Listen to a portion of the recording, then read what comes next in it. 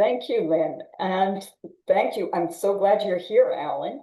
Uh, Allan Levine is an historian and author whose book, The Dollar a Year Men, chronicles the role that Canadian titans of private industry played in the Allied victory during World War II. And this is because they answered the call to industrialize the country's economy and transform it into a military industrial power to support Britain. It is fascinating. It is meticulously researched. And it's a dive into the politics and personalities of an era that is set against the background of a war that threatened to erase our democratic way of life. Winnipeg born and bred, Allan's 16 previous works include a sweeping history of the Jewish experience in Canada, a biography of Prime Minister William Lyon Mackenzie King, and a series of historical mysteries that feature an early 20th century security guard at a Winnipeg brothel. With a PhD in history from the University of Toronto, he is an expert at bringing the past to glorious and sometimes not inglorious life, which I look forward to him doing for us today. So welcome. Thank you. What intrigued you about this topic? Well, I have to say, I wish it was something that I came up with myself, but that would not be the truth. So, I mean, this story was brought to me by Sarah Scott of Barlow Books in Toronto. Her grandfather was a man named Douglas Ambridge. He was later president of Abitibi Pulp and Paper, a massive firm, and he was a big businessman at the time. And he participated in a major way in contributing to the war effort, and one of these so-called dollar a year men. I have to say that even though I had written a book about King, I hadn't really delved into C.D. Howe's work. I mean, there's a book about him that was written in the 1970s that I probably read when I was years ago, but I didn't really remember it. I had written about E.P. Taylor, who was the great Toronto financier, also one of these men. But I have to say that it didn't really understand how broad, how big the whole thing was and what these guys accomplished. So Sarah said, she had been familiar with my book about King. Do I want to write this book? And I said, of course, yes. And that's sort of where it came from. And I learned a lot, and it required an enormous amount of research from various, like many things. I spent some time in Ottawa at the archives digging into the papers of the Department of Munitions Supply, which is, you can't even imagine how much paper was generated during World War II. How And much? How and much? enough to fill up a large banquet hall. And Wow. yeah, so I mean, but I managed to get a hold of CD Howe is the main politician and the key figure in this whole thing, because he was sort of the master of these guys. And so all his correspondence was available. Some of the businessmen left memoirs, which were also really good, although they were very humble, most of them. I talked to some of their grandsons and granddaughters, and they sort of knew a bit about what their grandfathers had done during the war, but most of them after the war just went back to their lives, and we can chat about how that worked. But that's how it sort of evolved. So how would all these characters work together? I'm thinking in terms of, right now we're in the middle of a World Series, Right. and you have the manager, I suppose, CD Howe, Yes. and you have all of these stars and utility players all somehow coming together to work. How did that work? As It was complicated. You have to keep, most of these people were either volunteered their service or they were recruited by Howe himself. Mhm. One case, one of the key dollar a year men was a guy named Ralph Bell from Halifax. He was later a fisheries executive. He was bombastic, rather nasty to some people, frankly, a good philanthropist, but so a complicated man, hated communism, hated unions, like most of them, actually. They were Mhm. rather anti-labor. And Howe, he was an amateur pilot. So Howe said, I want you to be in charge of aircraft production. I mean, Canada literally had really almost a non-existent aircraft industry in 1939, before the war started. By 1945, it was there. Ralph Bell was mainly responsible for somehow figuring out how to create an aircraft industry by using private business and by also having crown corporations develop these airplanes. So Mhm. it's a massive story, and I look into that. But there were egos. These guys had egos. One of the first dollar a year men was the president of Ford Canada, a guy named Wallace Campbell. Now he's an ex I use him as an example of someone who just couldn't even be flexible enough. You had to have some flexibility. It's not like the bureaucracy was actually in charge of this because Mhm. I mean I think, to be honest, the main issue you have to the overarching factor of this whole story is that from 1939 to 1945, Canada was under the War Measures Act. This gave the federal government near dictatorial power to basically run the country the way they want. They actually reported to Parliament, but it's not like Howe had to ask permission to spend money because an enormous amount of money was spent, nor did he have to get bureaucratic clearances. Now, there was a lot of flack from his own colleagues, cabinet colleagues, who thought Howe was sort of creating his own private government. Mhm. But so you have to keep that in mind. The dollar a year man, how was, like, I compare him to a snowplow parent. He sort of cleared all the obstacles for these guys. So Campbell just even couldn't work within that. He comes to Ottawa. He says, "Sure, I'll do my part. I want $100 million." Well, early in the war, King and Leighton J.L. Ralston, or Leighton Ralston as he was known, who was the finance minister before he became a defense minister later on, said, "No, you're not getting $100 million to do what you want. We have to have some control." And thus Campbell eventually ended up sort of being booted out of the job. Probably one of the few dollar a year men who didn't work out. It was rather a messy kind of breakup. But most of the other ones, I mean, how kept them in line. He let them have they were independent. I mean, it's like a guy like Ralph Bell or Douglas Ambridge, Sarah's grandfather, who oversaw the building of a massive synthetic rubber factory in Sarnia, a polymer, which is its story unto itself. It was the biggest project during the war, something over $50 million to create this synthetic rubber city. Essentially, it was like a massive city. The plant was so big. They went ahead and they did it, and the government, Howe wasn't worried about the money, well, as some of his colleagues were, and that's sort of how it went. And there were fights, egos. Howe had to tell actually, Ralph Bell got into a thing with another dollar a year man who ran a aircraft Crown Corporation, and Howe had to lay down the law. I mean, the other things, these guys sometimes talk too much. Another great source of information I had was the memos and reports that journalists wrote. There's several journalists that these guys sought out. Grant Dexter of the Winnipeg Free Press, who may have been the most connected man in Ottawa. I mean, literally, he was pro-liberal. He worked for the Winnipeg Free Press, very liberal newspaper under John W. Defoe in those days. And and every single cabinet minister talked to him about everything. He knew everything.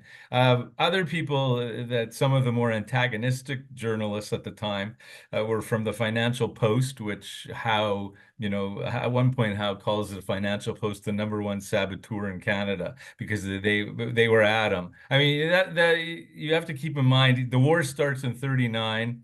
Britain is sort of not sure exactly what it wants, which is another part of the story. Between 1939 and 1941, it's not like you can start a shipbuilding industry and munitions plants like overnight. This stuff takes time. And, from the perspective of journalists in Toronto and Montreal, the war Britain is desperate, especially after the Nazis started the Blitzkrieg in the fall in 1940 and late 39, 40, and they want action, and they didn't like Mackenzie King. But so some of these dollar yearmen are talking to journalists from, like, a guy named Floyd Chalmers, who was one of the editors of the Financial Post. So his papers are at the Ontario Archives here in Toronto. And I found some great stuff in there. He had meetings with all these guys, and then he would write notes afterwards. So it's secondhand conversations, but still, it's private discussions about what is going on and how they really felt about things. So that was a good way to do it too. Okay, the book opens with a heart-stopping story about a voyage, an ill-fated voyage. Tell us about that. Yes. Well, as I said, the British were not sure what they wanted. Strangely enough, they didn't want Canada's aircraft industry to get so powerful that it would surpass Britain's. I mean, it's in the middle of a war, the Nazis are attacking, so you have to sort of wonder about that. Mhm, Howe couldn't get straight answers on exactly what they needed. So he said, to heck with it. I'm going to travel over to London in December 1940. And he took a couple dollar a year men with him. E.P. Taylor was one, Billy Woodward, a Vancouver department store magnate, and a mhm, Montreal accountant who was an important dollar a year man, a guy named Gordon Scott, who in 1930 was, I think, the provincial treasurer in the Quebec government. The three of them, but it was highly dangerous to travel in the fall of 1940 because German U-boats were everywhere, and there had mhm, been many ships destroyed, including one. Churchill was evacuating children from London to Canada, and mhm, one of the ships had like 90 children on board, among many other passengers. A German U-boat sank the ship, and 77 of the children died. So after that, Churchill said, "No more of these evacuations." So mhm. it was, when Howe told King that he was the prime minister that he was going to go over, how King thought this was a great idea because it would give Howe a chance to relax. And then King, who always worried about fate and destiny in his diary, thought, well, maybe this isn't such a good idea. Anyways, they left from New York, and a week into the voyage, on their way to Liverpool, the sure enough, one night they were told to sleep in their pajamas, not sorry, sleep in their clothes, not their pajamas. E.P. Taylor didn't listen to that, and he slept in his pajamas. And the ship was attacked by a German U-boat. They ran, in the middle of the night, icy cold, North Atlantic, December, it was freezing cold. They made their way to the lifeboats. There were babies and young children aboard also. How they all made it into the lifeboats. For at one point, the U-boat sank, shot another torpedo, hit the front of the ship, and the captain and some of the crew got killed, and the ship went down. So And they're sitting didn't, there I'm in the sorry, I'm just going to interrupt. Didn't the U-boat resurface Yeah, to, it resurfaces and shines its light on all the people in the lifeboat. There's yeah, hundreds. it And was How later in an interview with Grant Dexter said his life, he thought that was it. They were going to machine gun them or shoot them. But I looked into this, and bizarrely enough, the Nazis had some policy that they weren't supposed to shoot survivors unless there was some need to do so, which probably was open to interpretation. But in any event, the light went out, the boat went down. So they're lingering in the ocean. And early in that afternoon, the next day, they see a steamer, a boat that had been it had been traveling with a convoy across the Atlantic. And the British Admiralty had told these ships not to rescue people because if they did, you don't know if another U-boat is lingering somewhere. But the captain wisely decided to heck with this. If it didn't rescue them, they probably would have died because it was so cold and they were way too far from Iceland, the next nearest area that they could have landed. So he rescued them. He got there, and they all got onto the ship except Gordon Scott, the Montreal accountant. In the rescue attempt, he somehow got trapped between his lifeboat and the ship, and he got crushed and he died. He was 53. His wife was actually in the hospital. He had one daughter, and news from about this was it was slow to come. Initially, King believed that all of them had been saved. Eventually, the ship with all the passengers other than Scott made its way. They landed in Scotland, and the British Admiralty actually relieved that captain of his command, which is ironic because that very steamer, about a year later, was torpedoed, and another captain died in that attack. So this guy, I guess, losing his job saved his life in a sense. And they passed around the hat, gave the captain some money. Howe and his friends made it to Glasgow. They bought new suits because they had lost everything. And they made their way to London for their meetings. And sure enough, they did what they had to do. And it was very sad. Henry Borden was another key dollar year man and is featured prominently in my book. He was the nephew of Sir Robert Borden, the Prime Minister of Canada. Well, he was a corporate lawyer, and in fact, his law firm still exists to this day. He was very close. He left the best memoir that I was able to use. It was unpublished, and he wouldn't actually let anybody read it. It was meant Was for it a memoir or a diary? no, a memoir. He actually Okay, wrote a book for his family about his life. He okay. died in 1989. Mhm. And I know an historian who tried to read it before he died, and guy let him read a bit of it, but not all of it. When he died, his family put it into his papers in the archives in Ottawa, where I was able Mhm. to get a copy. And it's very good because he was devastated by Scott's death. They were very close friends. Gordon Scott, Henry Borden, and another Montrealer, a guy named Robert A.C. Henry, who was very famous in his day, a brilliant manager, had a bit of a scandalous history involving some questionable business practices early in the 30s because he was involved in a hydroelectric power that got the Liberals in trouble.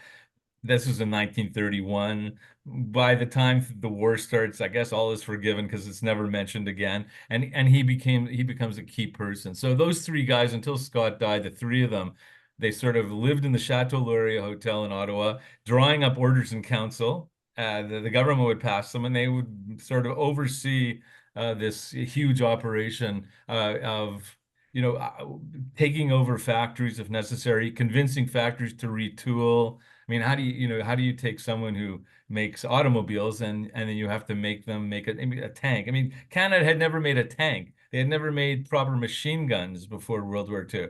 Their aircraft, as I said, was almost non-existent. And that in itself is a huge story because the British changed their mind 15 times. Engines that were supposed to be delivered never were delivered. They had to go to the US to get parts, which then meant retooling the whole thing. One of the big things that Canada was involved in was the British Commonwealth Air Training Program, which is a pilot to train pilots during the war for all the Commonwealth countries, including Britain. That was a big thing that Canada did. But of course, Mhm. you had to establish places where they could live. Runways in the middle of the prairies. You needed trainers like airplanes that could train them, and that took a long time to get right. Eventually they did, and they trained many, many pilots and navigators, but it took a while. I mean, what is it about C.D. Howe? Because I imagine, I mean, he basically ripped away the red tape to get things done. He did. I mean, What was it about his personality that made well, people listen he was to him?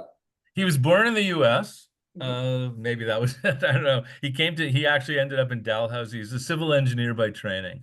Mhm. He was successful in business, built grain elevators. He lived in Thunder Bay or Port Arthur at the time. And he was just he knew what he had to do. He was very brusque. He didn't care about hurting your feelings. He was actually one of his faults was that he couldn't take criticism by the press, by his own colleagues, by anybody. Wasn't And there a story where he actually said to someone who criticized him in a meeting, he said, I think something get the hell out of here or yeah, something to that yeah, just nature. that Yeah, was I mean that one line. right. I mean he decided to go into politics and just before the 1935 election. The story is that he demanded a cabinet position. He said, "I'm not going to waste my time." He met Mackenzie King. In Mackenzie King's diary, there's a little line about meeting Mr. Howe, and King was duly impressed by him. I don't know if that's true or not. I suspect not, but that's the story. There's a lot of myth around Howe. And he was actually the Minister of Transport.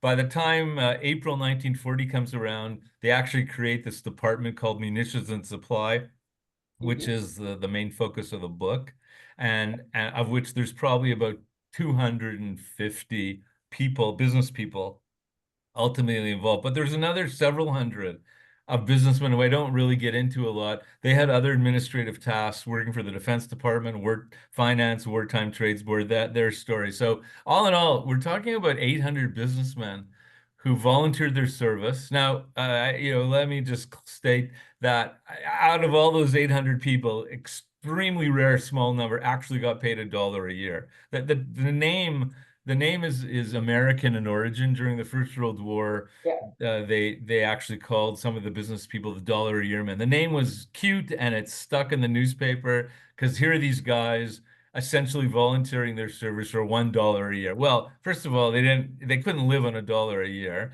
Most of them were paid by their companies who in a form of patriotism kept paying them, and they also lost good executives and in the process. Mhm.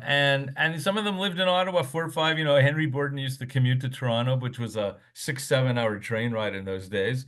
And he would see he had young children, but he was committed, working 10, 15 hours a day, running this, and he did it for 3, 4 years. So it's pretty remarkable kind of story, I think. But they actually, one guy, Harry Carmichael, another famous dollar man, he was another American. He was the vice president at GM in Oshawa, and he actually took no money. He quit his job, and he was called to Ottawa in January 1940.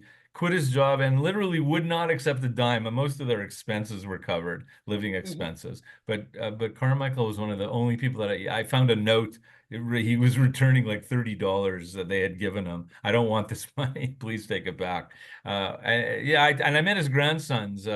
And one of them was an MP for a while, in some years ago. Yeah, and they were he was a very humble guy, and he didn't end up talking a lot about what he had done, but they were very proud of what about the whole thing. Harry Carmichael was the only one really who had experience on a shop floor and Yes. in Yes. Yeah. in I mean, that's the other thing, right? These guys had Douglas Ambridge had no business building a synthetic rubber factory. And he was also Mhm. in charge of shipbuilding for a while. Some of them did have some connection. But as I said, Ralph Bell certainly didn't have, they were smart. I mean, how entrusted these business people, they obviously had the skills to get the job done given the circumstances, and also just the sense of urgency. And their mindset was, it's hard for us, I think, to truly, well, two things. One, the Nazi threat. I mean, Canada wasn't going to be attacked by Nazis, but certainly Britain it was. And the Nazi threat was real, and also the love. I think people today probably don't quite get the love of Britain and how these people were so devoted to the mother country, and that at least in English Canada, it was that is one of the driving forces behind all this. They were prepared to do anything to it, and some of them had fought in World War I. So they understood what war was all about. Some of the younger people didn't, but they loved Howe. They called themselves Howe's boys, and did and really did whatever. Some of them got into arguments with him. There was a famous, I don't know, you maybe want to ask me about a guy named Harvey McMillan, who was a big guy. H.R. Macmillan, Mac Blow, Yeah, sure. McMillan Bloedel. He was a self-made millionaire and timber In BC. businessman from Vancouver. Yeah. And he was very smart. He had a master's, and one of the first people to get a master's in forestry management from Yale University. He was very poor as a kid, like really poor, and he built himself up. But he is very opinionated, and some of these guys running companies, they don't want to be told what to do. And eventually, Howe offered him a bunch of different positions, and he settled for a while on being the controller of timber or wood. Like, you have to keep in mind that things like coal, oil, steel, all the resources that were net rubber, all the things that were necessary had to be controlled, because you couldn't have just consumers buying this stuff. And you had to put some kind of control. So there were 17 controllers in charge of various resources in Canada, and people were told they rationed gasoline, for example, and Mhm. rubber. Rubber was a big deal, because the Japanese, eventually natural rubber came from areas where the Japanese controlled, and they cut off all supplies. So hence the demand to build synthetic rubber out of chemicals. Based, I should add, on a German experiments before the war, which is somewhat ironic. But so McMillan did a very good job, except in December 1940, as Howe was traveling over to London in this tragic boat journey. McMillan gets sort of entangled in this kind of plan to control Howe's spending. There was a lot of concern in 1940 about how much money he was spending. So some of the people in the Wartime Trades Board, which are sort of antagonistic to Howe, some from the Bank of Canada and some of his colleagues, decided they were going to create a board. It was called a Wartime requirements board that somehow would control Howe, but Howe, of course, wasn't going to be controlled, and he made sure he wasn't. But Macmillan was drawn into this, and he was asked to be the head of this board. Well, he talked too much to the press. He ended up getting into a public feud with Howe. Howe has handled him pretty brilliantly. And Macmillan was somewhat like a deer in headlights, I would describe him. He sort of got caught up in, he was attacked in the House of Commons. The cabinet eventually turned on him, and he sort of came out the losing end of some, he wasn't going to overtake C.D. Howe. He wrote about things. How did Howe handle it? Well, he just sort of undermined. First of all, he made sure that the Wartime Requirements Board was really nothing. It had no real oversight over what he was doing. Mhm. So, Grant Dexter had these fantastic memos that he wrote Defo that I used from the war, and he just because this is of course coming from Howe's version or Macmillan's version of what's going on, but Howe and Macmillan had this fantastic meeting in which Howe essentially put Macmillan in his place. And eventually Macmillan he lost his job as timber controller and told that if he wants to continue, he was shipped to Montreal to be head of a minor shipping corporation, merchant shipping crown corporation, which he agreed to do. And he did do that and later became a great fan of C.D. Howe. He threw him a banquet after the war. So I think he was sort of surprised by he just was not politically astute, let's say. I think that was part of the problem. But so I have a good section of that story. The Prime Minister himself did not trust these dollar-a-year men. No. Tell me a bit about that and how. Well, a lot of them, King, who I've also, researched his life and written about, and, Yeah. his diary is one of the great Canadian historical documents of all time and will be always. It's the most crazy thing. And I just recently wrote an essay for a new book of essays about King, and they asked me to write about the diary, so I entitled it From the Mundane to the Insane. And that's sort of describes one historian called King's Diary, reading it a descent into delirium. It's pretty crazy. I mean, as you know, King had some pretty outlandish views on a wide variety of things, and he was a very complicated, insecure man.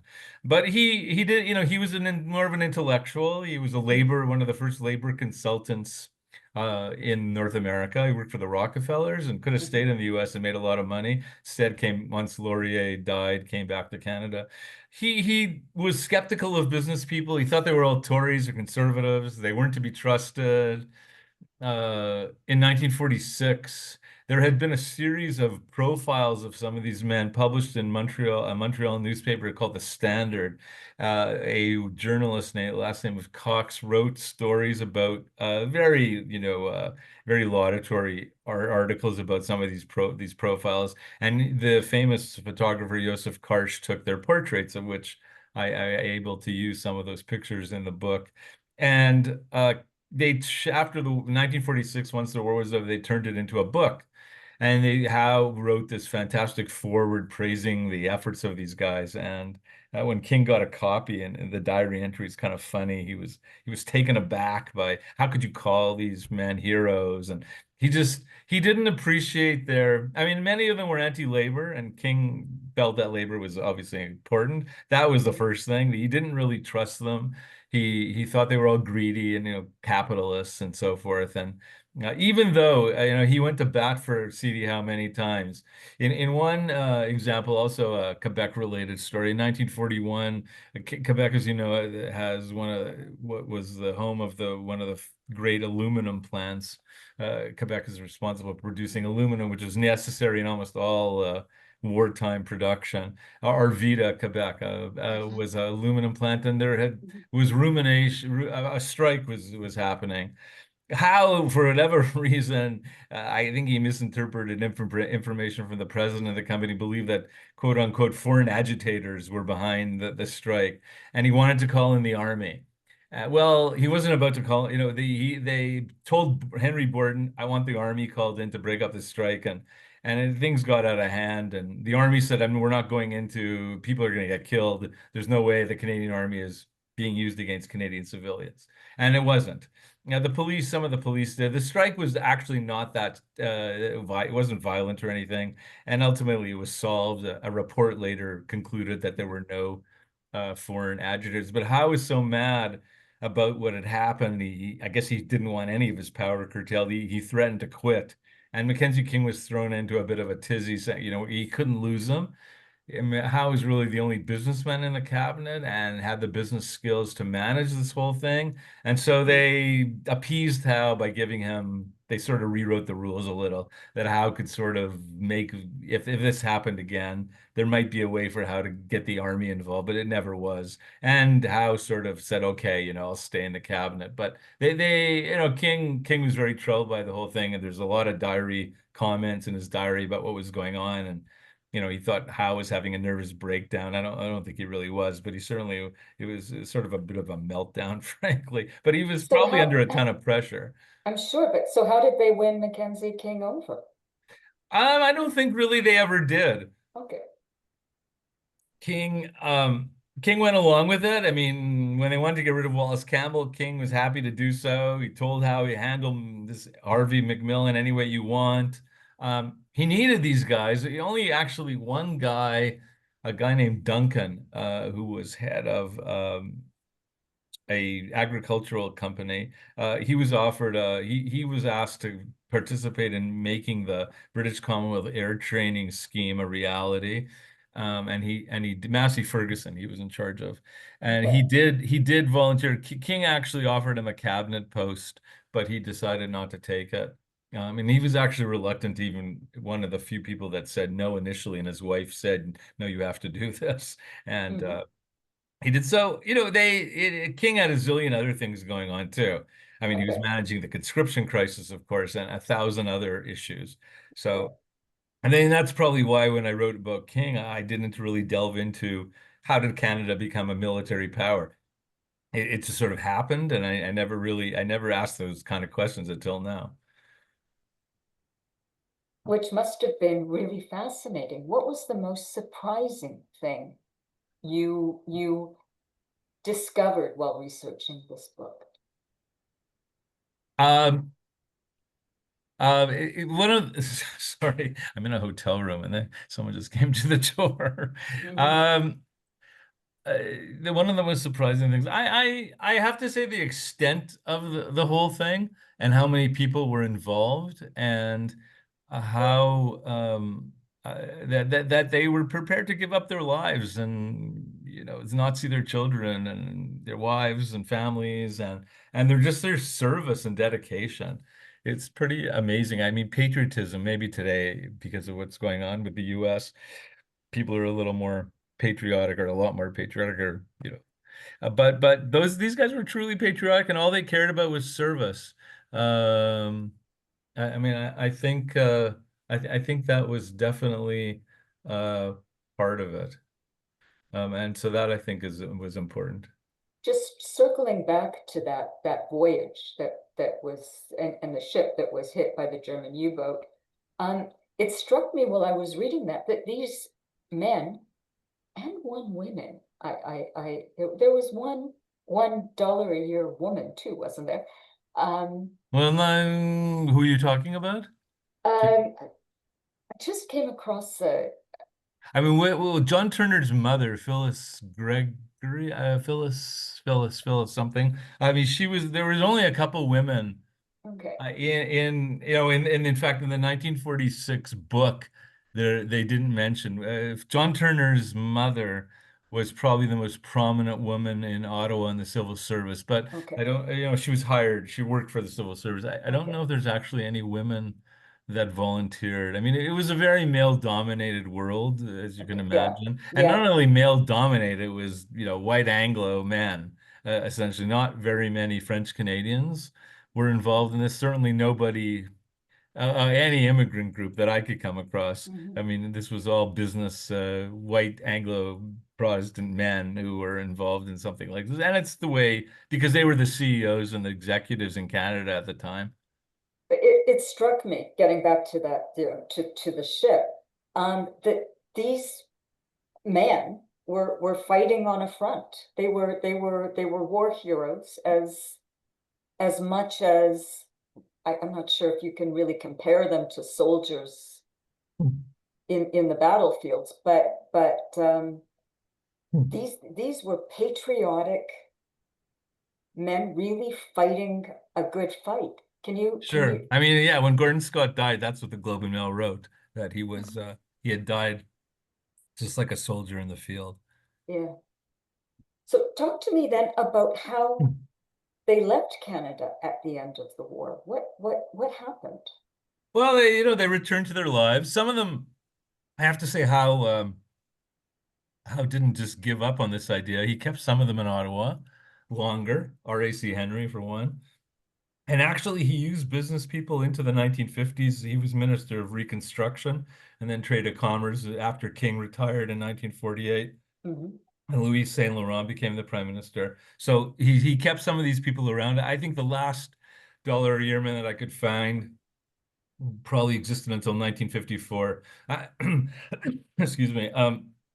There was another good dollar a year man from Montreal called James Ritchie Donald. He was a chemist and a consultant, and he was in charge of involved in an amazing story, uh, creating something called RDX, which Mhm. was an explosive much more powerful than TNT, which most bombs were made of.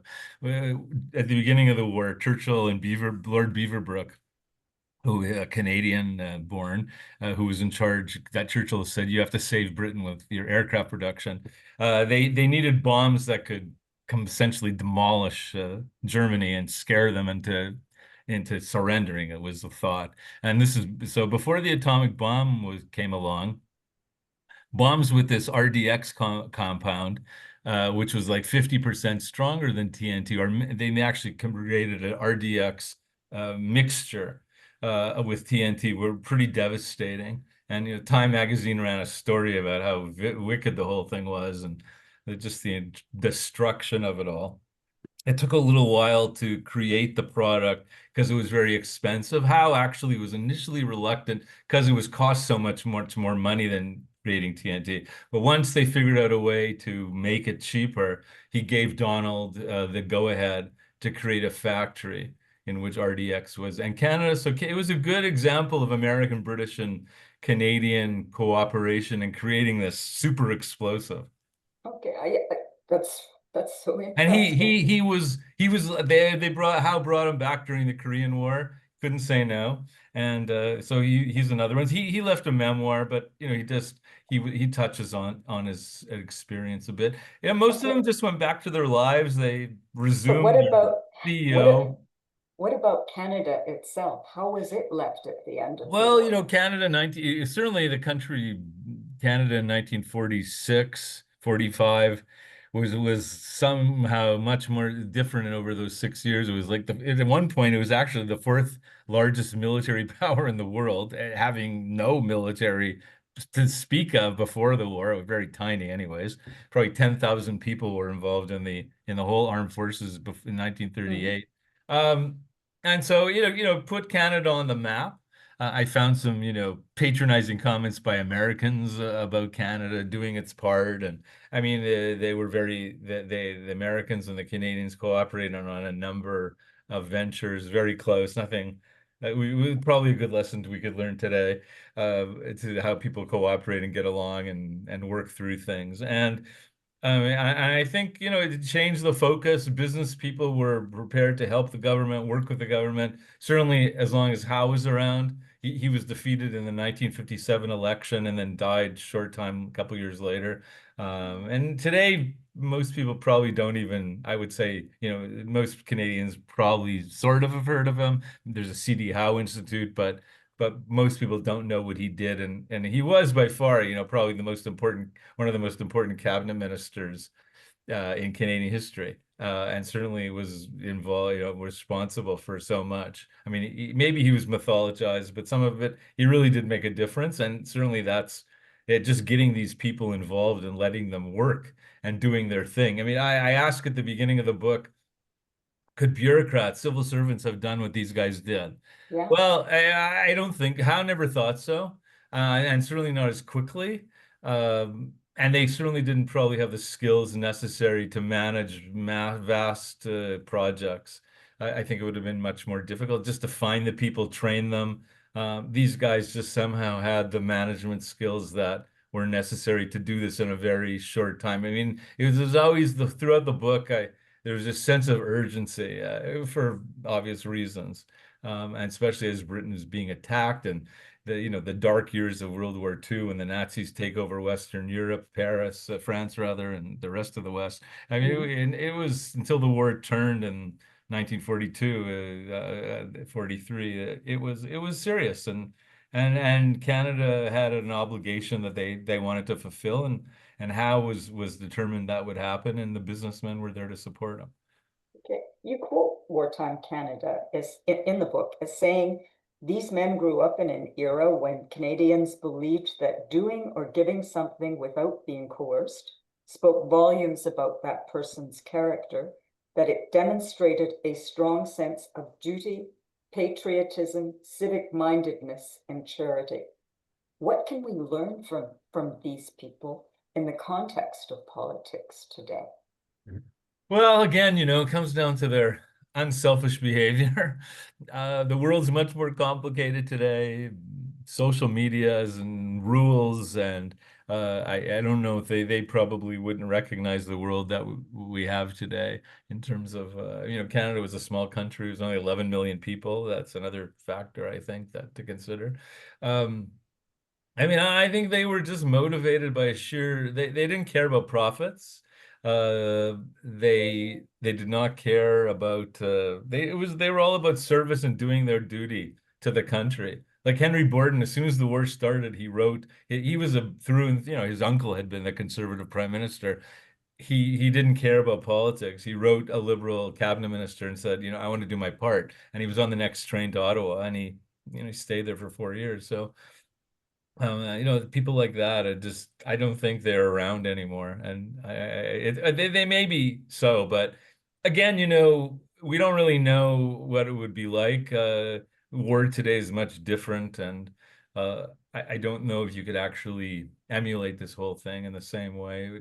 The War Measures Act gave the government unlimited power and to do a lot of things that people today we are critical of, like interning the Japanese and things like that, censoring the press. That was all part of it as well. Are there any dollar a year people today that you can think of?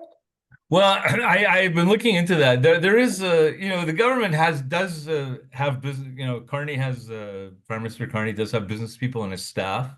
Mhm. His chief of staff is a businessman. There is, I was reading about something called the Investment Agency recently announced, in which a guy named Doug Guzman, who was an executive at RBC, is now in charge of it. They're looking after like defense procurements for over $100 million.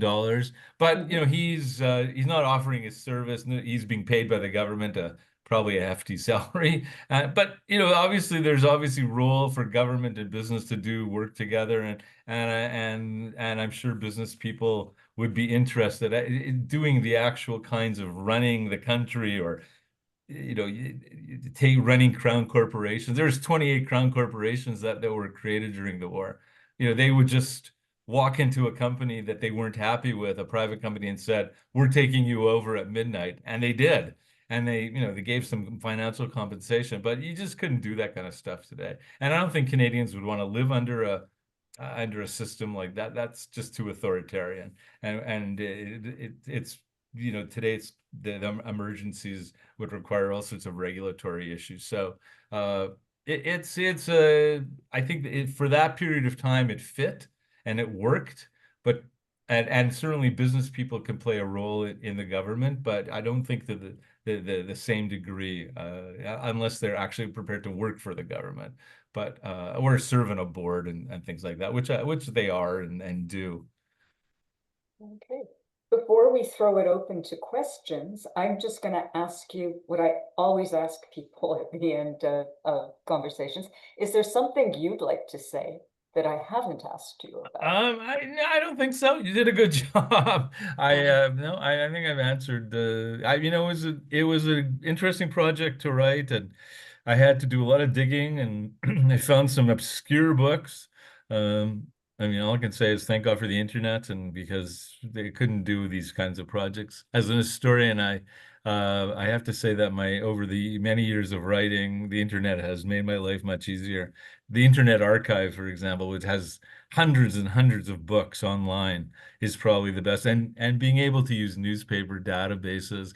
Mackenzie King's diary, although I have to say the archives unfortunately changed the format of using his diary, and it's much more difficult. But it's when I was did my book, it was easier to search the diary. I mean, one of the great things they did was put the diary online, because before that it was on microfiche and it was very hard to use, and you had to know they wouldn't let you see the it's a transcribed version of a handwritten version that they made it after King died. And you'd have to they would only let you use the microfiche, but when they put the transcription online, you could search it. And then so I typed in the phrase "dear mother" and it came up about 1,000 times because he was obsessed with his mother. But those kinds of things, if I wanted to find stuff about Dollar a Year Man, you can find it. Otherwise, I'd be searching forever. I mean, I think those kinds of practical aspects, people don't really think about historical research in that way, but it certainly it helps.